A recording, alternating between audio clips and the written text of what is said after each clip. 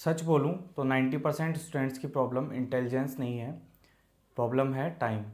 Job, college, family pressure और exam, इन सबको manage करना अपने आप में एक चैलेंज है। अगर आप भी सोचते हो कि सर कम टाइम में ज़्यादा स्कोर कैसे करें, तो इस वीडियो को एंड तक देखिए। नमस्कार दोस्तों, मेरा नाम है मोहित शर्मा। आज की इस वीडियो में मैं आपको कोई बुक लिस्ट नहीं बताने वाला हूँ और ना ही कोई मैं आपको टिप्स एंड ट्रिक्स बताने वाला हूँ।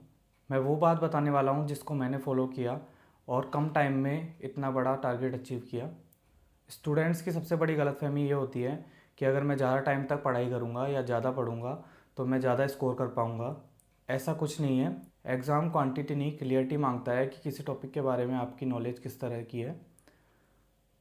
अगर आप 10 घंटे पढ़ाई करते हो और आपको कुछ याद नहीं होता है, या फिर आप 4 घंटे पढ़ते हो और आपको सब कुछ याद रहता है, तो जो सेकंड वाला स्टूडेंट है वो ज़्यादा स्कोर कर पाएगा। जब मैं पढ़ाई करता था तो मैं भी ये सोचता था कि इतने कम टाइम में मैं क्या ही कर पाऊँगा, लेकिन मेरी प्रॉब्लम टाइम नहीं, उसका यूज़ था कि मैं उस टाइम को किस तरह से यूज़ करता हूँ। तो मैं आपको 4 गोल्डन रूल्स बताने वाला हूँ जिनको फॉलो करके आप कम टाइम में अच्छा स्कोर कर सकते हो। सबसे पहली चीज़ कि आपको सिलेबस ओरिएंटेड रहना है। सिलेबस से बाहर की चीज़ों को आपको बिल्कुल इग्नोर करना है। जो आपके सिलेबस में लिखा है आपको सिर्फ वही ध्यान देना है। जैसे कि हम बात करें लाइब्रेरी साइंस के पेपर के बारे में, तो पिछले पेपर में काफ़ी आउट ऑफ सिलेबस क्वेश्चन पूछे गए थे, बट मैंने सिलेबस ओरिएंटेड ही ज़्यादा पढ़ाई करी, उन चीज़ों पे ज़्यादा फोकस नहीं किया। तो इस बार के पेपर में सिलेबस से रिलेटेड ही पूछा गया, तो मैंने काफ़ी अच्छा स्कोर कर पाया मैं उसमें। सेकंड बात अपन करें तो जो इम्पोर्टेंट टॉपिक्स हैं जो कि बार बार में रिपीट होते हैं, उन टॉपिक्स पर आपकी अच्छी कमांड होनी चाहिए। आपको सिलेबस के अंदर से वैसे टॉपिक ढूंढने हैं जिनके अंदर आप कम टाइम में ज़्यादा स्कोर कर सकें। ये कोई हैक नहीं है, ये आपकी स्मार्टनेस है कि आप कम टाइम देकर ज़्यादा स्कोर कैसे कर सकते हैं। जो चीज़ आपको कट ऑफ से ऊपर ले जाने में हेल्प करेगी, तो आपको इम्पोर्टेंट टॉपिक्स आपके ढूंढने हैं सिलेबस में से और उन पर ज़्यादा फोकस करना है। तीसरी चीज़ अपनी है पी वाई क्यूज़ आपको सीधा सीधा बताते हैं कि एग्ज़ाम में किस तरह के क्वेश्चन पूछे जाते हैं, एग्ज़ाम ओरिएंटेड कैसे पढ़ाई करनी है। तो वो कम टाइम के अंदर आप बहुत ही अच्छे उसको ग्रैब कर सकते हो कि क्या चीज़ें आपके लिए इम्पोर्टेंट है और क्या चीज़ें आपको छोड़नी है। लास्ट एंड फोर्थ चीज़ जो सबसे ज़्यादा इम्पोर्टेंट है, वो है आपका रिवीजन करने का तरीका। इस चीज़ पर आपको अच्छे से फोकस करना है। किसी भी एग्ज़ाम को क्लियर करने के लिए सबसे इम्पोर्टेंट चीज़ होता है कि आप रिवीजन किस तरह से करते हो।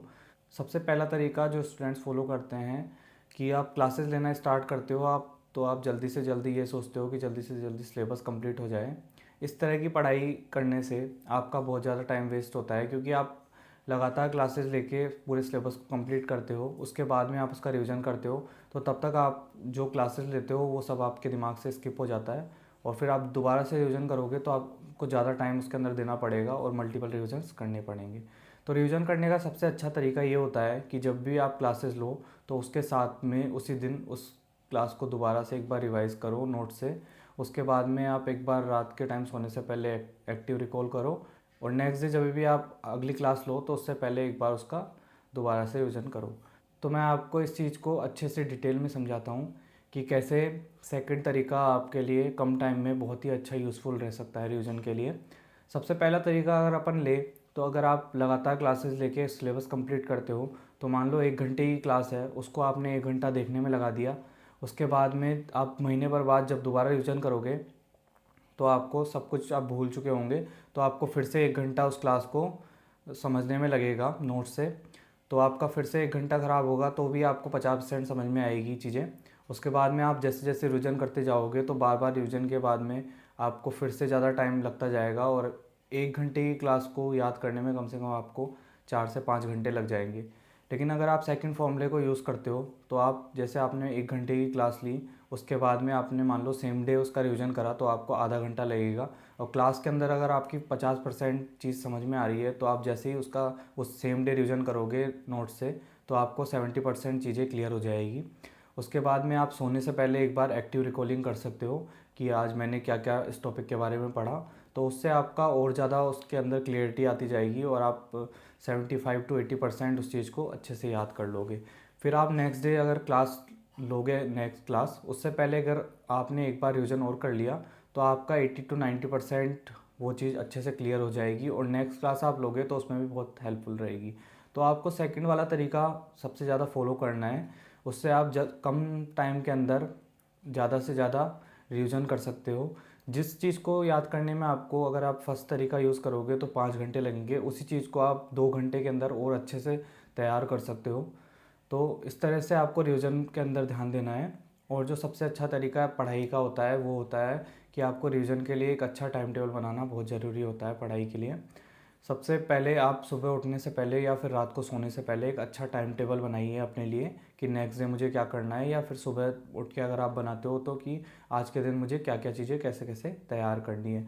मान लो अगर आप जॉब करते हो या फिर साथ में पढ़ाई वढ़ाई कर रहे हो, किस कॉलेज में हो, या फिर आप फुल डे स्टडी करते हो, तो उसके लिए भी एक आपको अच्छा टाइम टेबल बनाना बहुत ज़रूरी होता है। एक अच्छा टाइम टेबल आपको पूरे दिन मोटिवेट रखता है कि आपको पढ़ाई किस तरह से करनी है, क्या क्या चीज़ें पढ़नी है, आपको सोचना नहीं पड़ेगा अगर आप सुबह ही टाइम टेबल आपका बना के तैयार कर लेते हो।